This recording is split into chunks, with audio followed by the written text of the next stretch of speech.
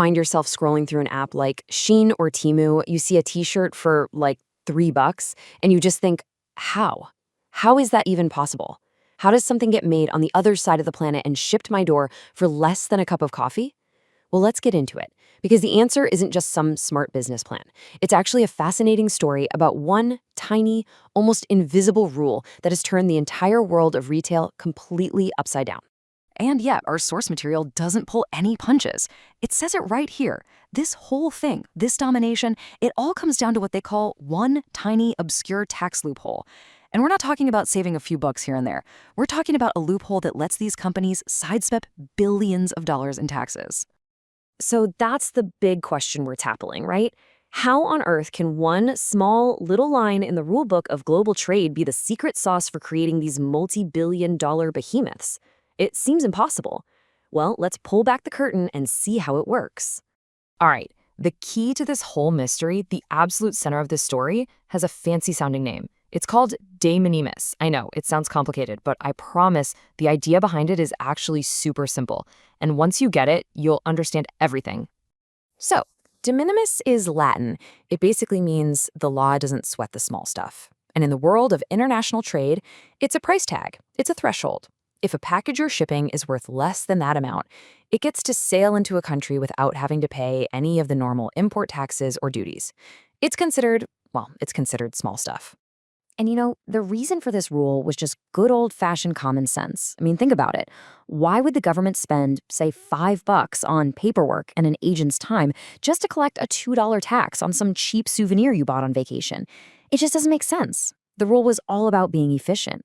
And for a long, long time, this rule worked just fine, mostly for, little gifts and trinkets people brought home. Before 2016, the limit here in the US was $200. But then in 2016, a huge change happened. That number wasn't just raised, it was quadrupled all the way up to $800. And that one move, well, it accidentally rolled out the red carpet for this whole new way of doing business to just explode. And that one change basically created two completely different universes for retail companies. You've got the old way of doing things, and now you've got this new turbocharged de minimis way. And honestly, the difference between them is just night and day. Okay, just look at this comparison. On the left, you've got your traditional stores. Think Gap or H&M. They bring in these massive shipping containers packed with thousands of items. That whole container gets hit with big tariffs, taxes, the whole shebang. But on the right, you've got Shein and Temu. They don't do that. They ship millions of tiny individual packages straight to your door. And since each one is worth way less than $800, they just sail on by, bypassing pretty much all of those costs and checks. It's like they're playing a completely different game. Let's just quickly walk through that old school journey. A retailer packs thousands of shirts into a giant steel box. It crosses the ocean, lands at a port, and immediately gets slapped with import taxes. We're talking 15, sometimes 30%. Then it's got to get checked by customs, then it goes to a huge warehouse, and then it finally gets sent to a store where you can buy it. It's slow and it's expensive. Now let's look at the Shein and Temu way. One shirt gets put in a bag at a factory. It gets put on a plane and shipped directly to you. Since it's worth less than $800, it zips right into the US, totally duty-free, with barely a glance from customs. See the difference? One is this long, complicated pipeline. The other is a direct, frictionless superhighway. That's the whole game right there. So you can probably guess what happens when you have two completely different sets of rules. You get what our source calls a totally unlevel playing field. We've seen how the trick works, so now let's dig into what it actually means out there in the real world. I mean, this advantage is just insane. They are dodging billions in taxes that their competitors have to pay. They often get around state sales taxes too, and their packages are basically on an express lane through customs. Our source is a great name for it, a multi-billion-dollar competitive moat. It's an economic fortress so strong that traditional stores who are playing by the old rules just can't possibly compete on price. And the sheer scale of this is mind-boggling. We are talking about over 1 billion, that's billion with a B, of these little de minimis packages entering the US every single year now. 1 billion packages that the system just treats as small stuff. And this chart, wow, it just puts it in perspective. Before that big rule change in 2016, we saw about 140 million of these packages a year.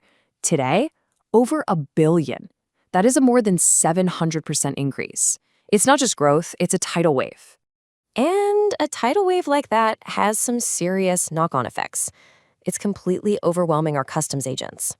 Think about it. When you have a billion packages flying in, how can you possibly check for things like fake products, stuff made with forced labor, or even materials that are dangerous? It's become almost impossible.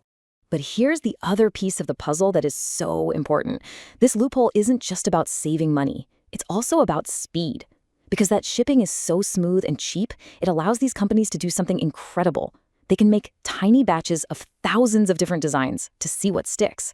If a new style suddenly goes viral on TikTok, they can crank up production immediately. They don't have to wait months like traditional retailers. This loophole is what puts the ultra-fast in ultra-fast fashion. So, you can't have this kind of massive, earth-shaking disruption without people starting to notice, right?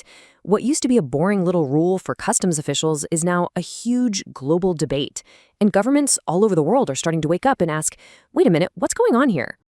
And you can see this is not just a US issue anymore. Here in the States, lawmakers are calling the $800 limit an unsustainable subsidy.